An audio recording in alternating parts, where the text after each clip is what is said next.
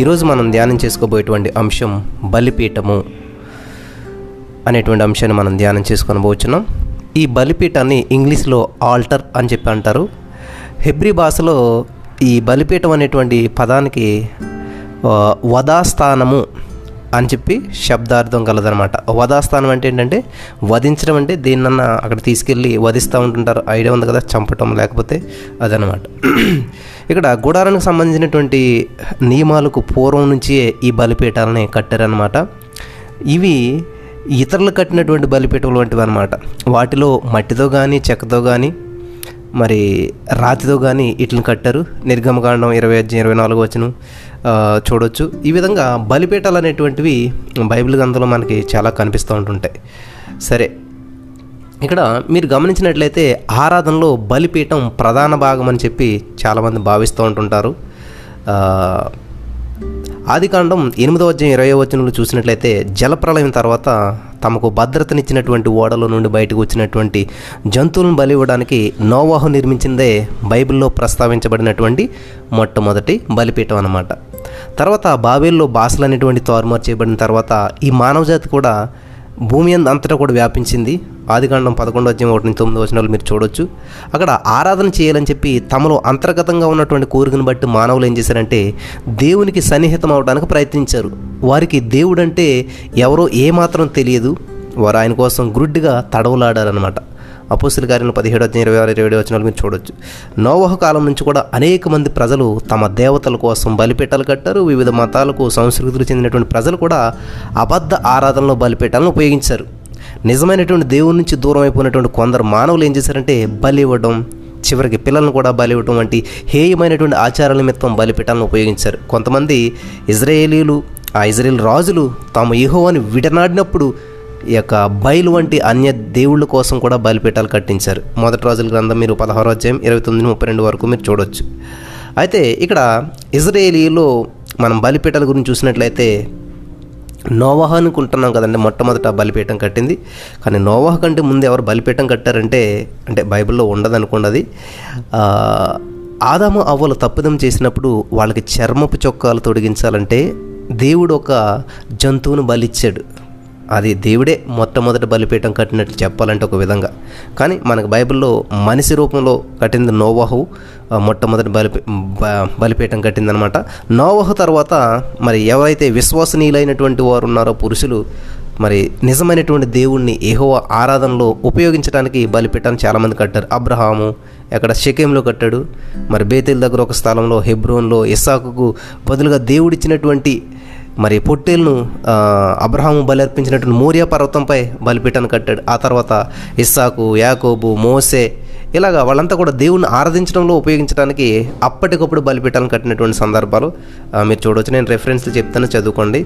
ఆదికాండం 12:6, 13:3, 18, 22 ఇలాగా నిర్గమకాండం 17, 15, 16 ఇవన్నీ చదివినట్లయితే అక్కడ ఈ విషయాలన్నీ మనకు తెలుస్తూ ఉంటుంటాయి. దేవుడు తన ప్రజలైన ఇశ్రాయేలులకు ధర్మశాస్త్రాన్ని ఇచ్చినప్పుడు తనను సమీపించడానికి చేయబడిన ఏర్పాటులో ప్రధాన భాగముగా ఎక్కడికైనా సరే తీసుకువెళ్ళగలిగేలాగా ఉండే ఒక గుడారాన్ని తయారు చేయమని చెప్పి దేవుడు ఆజ్ఞాపించాడు. అది ప్రత్యక్ష గుడార మందిరం అని కూడా మనం పిలువబడేది అప్పట్లోనూ. ఈ విధంగా ప్రియమైనటువంటి సహోదరి స్నేహితులారా, ఇక్కడ మనం గమనించినట్లయితే దాన్ని కర్రతో చేశారు, ఇతర రేఖ దానికి పొదిగించి ఉంచారు. అది జంతు బలులను అర్పించడానికి ఉపయోగించబడేటువంటిది అనమాట. తుమ్మగారుతోనే చేయబడినటువంటి బంగారు రేకు పొదగబడినటువంటి ధూపవేదిక ప్రత్యక్ష గుడారంలో అతి పరిశుద్ధ స్థలపు అడ్డతెర్ర ఎదుట ఉంచబడేది. ప్రియులు గమనించాలి, దాని మీద రోజుకి 2 సార్లు అంటే ఉదయం సాయంకాలం ప్రత్యేకమైనటువంటి ధూపం వేయబడేటువంటిది. నిర్గమకాండం 30:7-9 మీరు చదవచ్చు. అలాగే సొలొమోను రాజు గారు నిర్మించినటువంటి శాశ్వత ఆలయంలో కూడా గుడారపు నమూనాను మీరు అనుసరిస్తూ 2 బలిపీఠాలు అక్కడ ఉండేటువంటివి. ప్రియులు గమనించాలి, ఇక్కడ యెహోవా ఇశ్రాయేలీలకు ధర్మశాస్త్రాన్ని ఇచ్చినప్పుడు బలి అర్పించడానికి, ప్రార్థించడానికి, ప్రజలు ఆయనను సమీపించడాన్ని, వారి యొక్క జీవితాలను నియంత్రించేటువంటి విధులను ఇవ్వడమే కాకుండా ఇంకా ఎన్నో చేశాడు. దానిలో అనేక ఏర్పాట్లు అపోస్తలులైన పౌలు గారు మరి ఛాయారూపం, ఉపమానము, మేలుల ఛాయ అని చెప్పినటువంటి దాన్ని మనం చూసిస్తూ ఉంటుంటాయి. మీరు హెబ్రీ పత్రిక 8వ అంతా చదువుకున్నట్లయితే ప్రియులారా, హెబ్రీ పత్రిక 8:3-5 9:9, 10:1, కొలసీలకు రాసిన పత్రిక 2:17 మీరు చూసినట్లయితే అక్కడ వేరే మాటల్లో చెప్పాలంటే ధర్మశాస్త్రంలో ఉన్నటువంటి అనేక అంశాలు యేసుక్రీస్తు ప్రభువారు వచ్చే వరకు కూడా ఇశ్రాయేలులకు నడిపింపునివ్వడమే గాక యేసుక్రీస్తు ప్రభువారి ద్వారా నెరవేర్చబడేటువంటి దేవుని సంకల్పాలకు పూర్వపు ఛాయగా కూడా మనకి పనిచేసాయి. అక్కడ గలతీ పత్రిక 3:24 మీరు చూడొచ్చు. ధర్మశాస్త్రంలో ఉన్నటువంటి అంశాలకు ప్రవచనార్థక విలువ ఉంది ప్రియులరా. ఉదాహరణకు పసకా గొర్రె పిల్ల అంటాం మనం, అది యేసుక్రీస్తు ప్రభువారికి ముందు గుర్తుగా ఉంటుంది. ఆ గొర్రెపిల్ల రక్తం ఇశ్రాయేలులకు రక్షణ సూచనగా ఉపయోగించబడింది.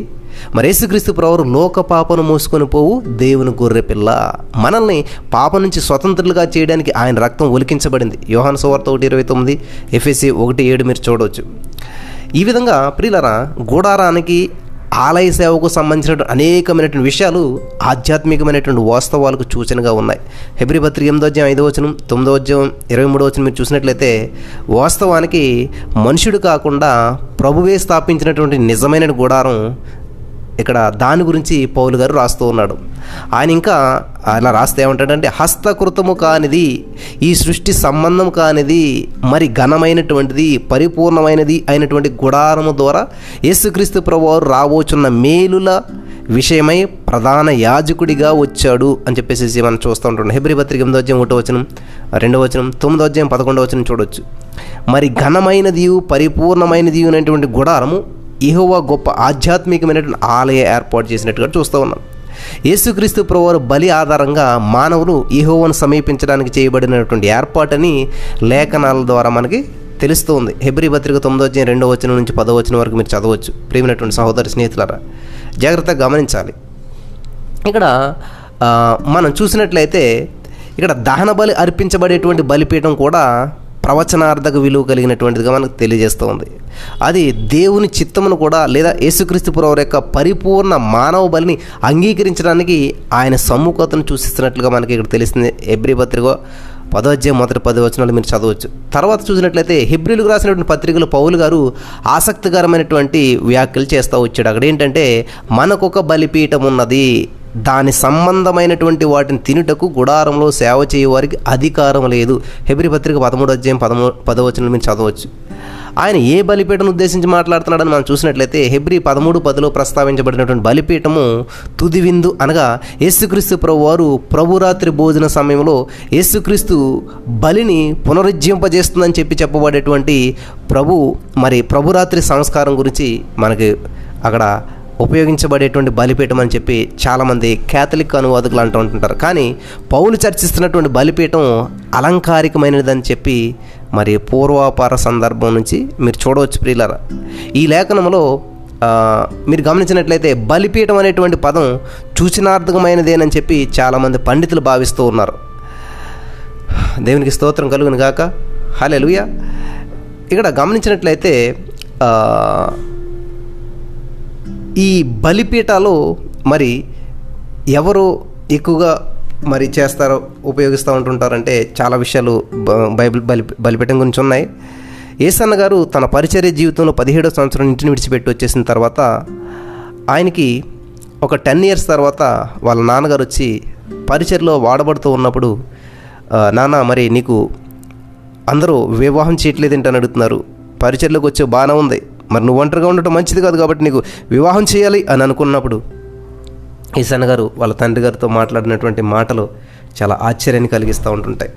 యేసన్న గారు ఏమన్నారంటే వాళ్ళ నాన్నగారితోటి, నాన్న నా జీవితం దేవుని సేవకు సమర్పించాను, ఇదిగో గత 10 సంవత్సరాలుగా ఆ యొక్క బలిపీఠం మీద నా జీవితం ఇప్పటికే సగం దహించి వేయబడింది, ఈ జీవితం ఇంకెవరికి ఉపయోగపడదు, మిగిలినటువంటి జీవితం కూడా దాని మీదే దహనమైపోనివ్వండి, దాన్ని ఆపొద్దు, పాడు చేయొద్దు, నా జీవితం ఆ బలిపీఠం మీద దేవుని వాక్యం చెప్తూ ఉన్నప్పుడు దహించి వేయబడింది, ఇది ఎవరికి ఉపయోగపడదని చెప్పి అన్నారంట. వాళ్ళ నాన్నగారు ఇంకేం మాట్లాడలేక యేసన్న గారి చేత ప్రార్థన చేయించుకుని వెళ్ళిపోయారంట. ప్రియులరా, బలిపీఠం అనగా మన ఇంట్లో బలిపీఠం ఉండాలి, ప్రతి వారి ఇంట్లో కూడా బలిపీఠం ఉండాలి. 2-3 ఎక్కడైతే కూడి ప్రార్థన చేస్తారో బలిపీఠం బలి అర్పించేటువంటిది. అప్పుడు రక్తం చిందించకుండా మాంసం తింటాకు ఉండేటువంటిది కాదు. మరి అక్కడ 2 బలిపీఠాలు ఉండేటువంటివి అన్నమాట. మీరు గమనించినట్లయితే ఇక్కడ ఆ బలి అర్పించడం అంటే ధూపం వేస్తూ ఉండేటువంటి వారు అనమాట. ఇప్పుడు మన బలిపీఠం ఏంటి, మనం వేయాల్సిన ధూపం ఏంటంటే మోకరించి ప్రార్థించే స్థలమే నీ బలిపీఠం. నీ గృహంలో బలిపీఠం ఉండాలి, నీ సంఘంలో బలిపీఠం ఉండాలి. కాబట్టి ప్రార్థించేటువంటి ప్రదేశం ఉండాలన్నమాట. ప్రార్థించేటువంటి వారుగా ఉండాలి. మనం ప్రార్థన చేస్తుండగా ప్రార్థన ధూపమే వెళ్తుంది. అలనాడు బలిపీఠం మీద జంతువులను దహిస్తే ధూపం వేయబడేటువంటిది. కానీ ఈరోజు నీ కుటుంబంలో నీవు, నీ పిల్లలు మీరంతా కలిసి మరి ఎక్కడైతే మోకరించి ప్రార్థన చేస్తారో ఆ ప్రార్థనా ధూపం దేవునికి కదా, అది ఇంపైనటువంటి సువాసన కలిగినటువంటి మరి హోమం అనమాట. దేవునికి స్తోత్రం కలుగును గాక. కాబట్టి పూర్వకాలంలాగా నువ్వు కూడా ఇప్పుడు బలిపీఠాన్ని కట్టి దాని సిమెంట్తోటో మట్టితోటో కట్టి దాని మీద జంతువులు బలిమ్మని చెప్పి దేవుడు ఆశించట్లేదు. ఈ రోజున దేవుడు ఆశించేటువంటిది ఏంటంటే నిజమైన బలిపీఠం ఏంటంటే ప్రార్థించడం ద్వారా వచ్చేటువంటి ఆ ధూపం, ఆ హోమం దేవునికి ఇష్టమైనటువంటిది. సరే, ఇక్కడ బైబిల్ గ్రంథంలో మనం చూసినట్లయితే కొన్ని విషయాలు చూసుకుని ముందుకు వెళ్దాం. ఇక్కడ ఆదికాండం మనం చూసాం కదండి, 8వ అధ్యాయం, ఆదికాండం 8వ అధ్యాయం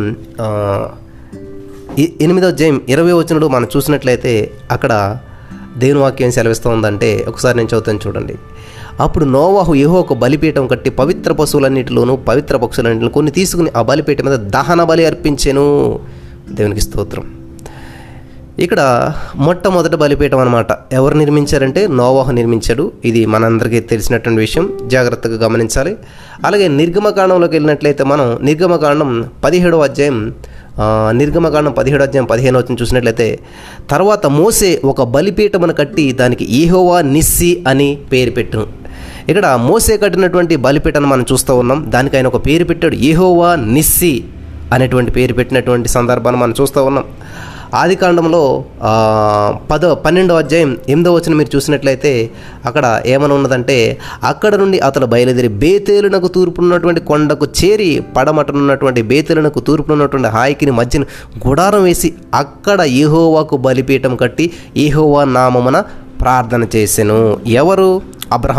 అబ్రహాం ఏం చేస్తాడంటే ఈ బేతేలుకు హాయికి మధ్యలో ఒక బలిపీఠను కట్టి అక్కడ ప్రార్థన చేస్తాడు. గమనించాలి, వీళ్ళు ఎక్కడికి వెళ్ళినా కూడా బలిపీఠాలను కట్టేటువంటి వారు. ఆ సందర్భంలో ప్రతి సందర్భంలో కూడా ఎక్కువ బలిపీఠాలను కట్టినటువంటి సందర్భాలు మనకి చూస్తూ ఉన్నాం. అలాగే ఈ బలిపీఠాలు అనేటువంటివి ప్రార్థనా స్థలాలుగా, లేకపోతే ఈ రోజున మనం ప్రార్థించేటువంటి ప్లేస్నే బలిపీఠంగా భావించాలి. అప్పుడు ఈ బలిపీఠం దగ్గర ఒక అద్భుతమైనటువంటి మాట రాశాడు ఇక్కడ కీర్తన గ్రంథంలో. బలిపీఠం దగ్గర ఎటువంటి వాటికి స్థానం ఉంటుందంటండి. మనం గొప్ప వాళ్ళు ఉంటాం, పిచ్చుకలు మనం చాలా తక్కువగా అంచనేస్తూ ఉంటుంటాం. 84వ కీర్తన 3వ వచనం చూసినట్లయితే, యెహోవా సైన్యములకు అధిపతి యెహోవా నా రాజా నా దేవా నీ బలిపీఠమునొద్దనే పిచ్చుకలకు నివాసము దొరికెను, పిల్లల పెట్టుటకు వాన కోవెలకు గూటి స్థలము దొరికెను. దేవునికి స్తోత్రం కలుగును కాదు. చూసారా, బలిపీఠం వద్ద పిచ్చుకలు అంటే స్వల్పమైనటువంటి దాన్ని, అల్పమైనటువంటి దానికి కూడా ఆ దేవుని బలిపీఠం దగ్గర స్థానం దొరికినట్లుగా మనం ఇక్కడ చూస్తూ ఉన్నాం. ప్రియులారా గమనించాలి. మనం నూతన నిబంధనలోకి వచ్చినట్లయితే యాకోబు రాసినటువంటి పత్రిక 2వ అధ్యాయం 21వ వచనం మీరు చదివినట్లయితే అక్కడ మన పితరుడైనటువంటి అబ్రహాము తన కుమారుడైన ఇస్సాకును బలిపీఠము మీద అర్పించినప్పుడు అతడు క్రియల వలన నీతిమంతుడని తీర్పు పొందలేదా? చూసారా, అక్కడ అబ్రహాము క్రియలు ఏం క్రియ చేశాడు? బలర్పించడానికి వెనుక తీయలేదు, కుమారుణ్ణి బలర్పించడానికి సిద్ధపడిపోయాడు. దేవునికి స్తోత్రం. అలా చేయటం వల్ల అతని యొక్క క్రియల వలన నీతిమంతుడిగా తీర్చబడినటువంటి సందర్భాన్ని మనం చూస్తూ ఉన్నాం. దేవునికి స్తోత్రం కలుగును గాక. అలాగే మత్తయి సువార్త మీరు 5వ అధ్యాయం మీరు చదివినట్లయితే మత్తయి సువార్త 5వ అధ్యాయం 23-24 వచనాల్లో చూసినట్లయితే, కావున నీవు బలిపీఠమున వద్ద అర్పణను అర్పించుచుండగా నీ మీద నీ సహోదరునికి విరోధమేమైనను కలదని అక్కడ నీకు జ్ఞాపకం వచ్చిన ఎడల అక్కడ బలిపీఠం నిదుటని నీ అర్పణను విడిచిపెట్టి మొదట నీ వెళ్ళి నీ సహోదరునితో సమాధానం అడ్డు తరువాత వచ్చి నీ అర్పణ అర్పించుము. చూసారా, ఏం చేయాలంటే ముందు నీవు బలిపీఠం వద్ద అర్పణ అర్పించుండగా నీ మీద నీ సహోదరునికి ఏదైనా సరే విరోధం ఉంటే ఆ అర్పణ విడిచిపెట్టి ముందు వెళ్ళి సమాధాన పడాలంట. ఇక్కడ బలిపీఠం అనగా ప్రభురాత్రి బలలో పాలు పంచుకునేటువంటిది అవ్వచ్చు, లేకపోతే దేవుని సన్నిధికి వెళ్ళినప్పుడు ప్రార్థించే విషయం అవ్వచ్చు.